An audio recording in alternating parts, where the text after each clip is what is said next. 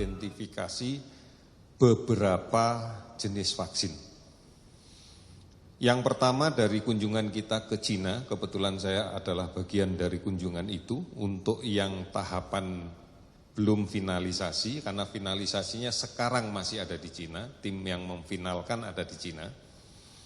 Yang pertama adalah vaksin yang diproduksi oleh Sinovac. Sinovac ini perusahaan vaksin di China yang sudah menyelesaikan uji klinis fase 3 di beberapa tempat.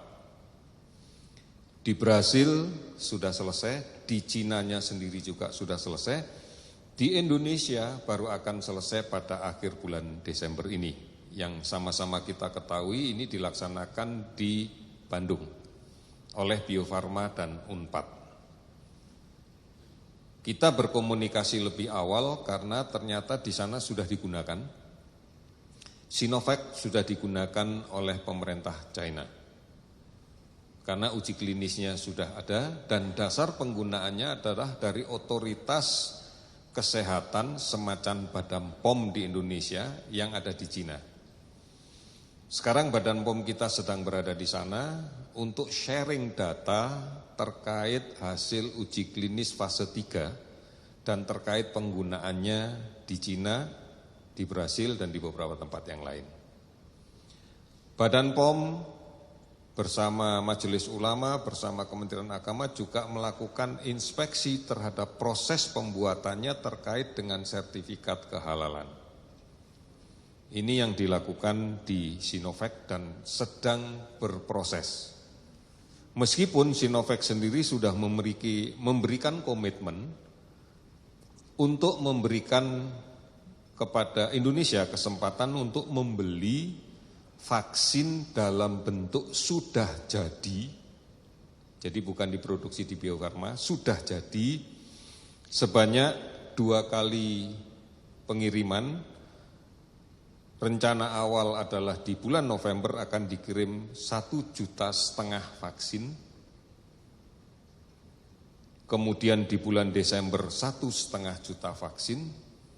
Kalau kita lihat karakteristik Sinovac, maka pembeliannya adalah dual use. Jadi 1 orang disuntik 2 kali, vaksin dasar, 14 hari kemudian booster.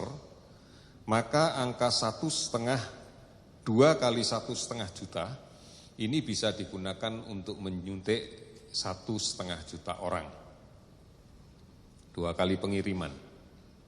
Jadi bisa untuk 1,5 juta orang. Kemudian yang kedua, kita ketemu dengan Sinopharm.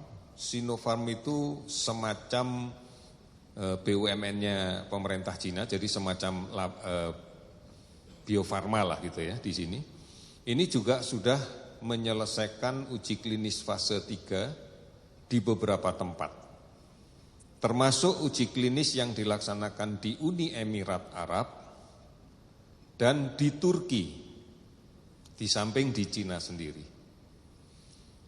Di Cina, Sinopharm digunakan untuk tenaga kesehatan yang ada di Cina dan sudah keluar izin dari lembaga yang sama yang kita sebut izinnya sebagai Emergency Use Authorization dari semacam Badan POM-nya pemerintah Cina sana. Dan kemudian kami juga mendapatkan informasi bahwa ini pun juga sudah diberikan hal yang sama oleh otoritas kesehatan yang ada di Uni Emirat Arab dan mereka mengatakan juga sudah melakukan uji terhadap kehalalannya. Inilah yang akan kita mintakan data sharingnya untuk dipelajari oleh Badan POM Indonesia bersama Kementerian Agama dan Majelis Ulama. Kemudian yang berikutnya CanSino, kita juga sudah ketemu dengan CanSino, ini perusahaan yang ada di Cina.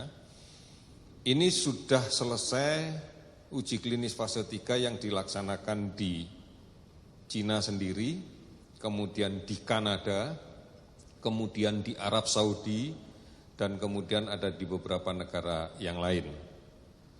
Sudah mendapatkan juga Emergency Use Authorization dari pemerintah Cina dan sudah digunakan untuk tentara Cina.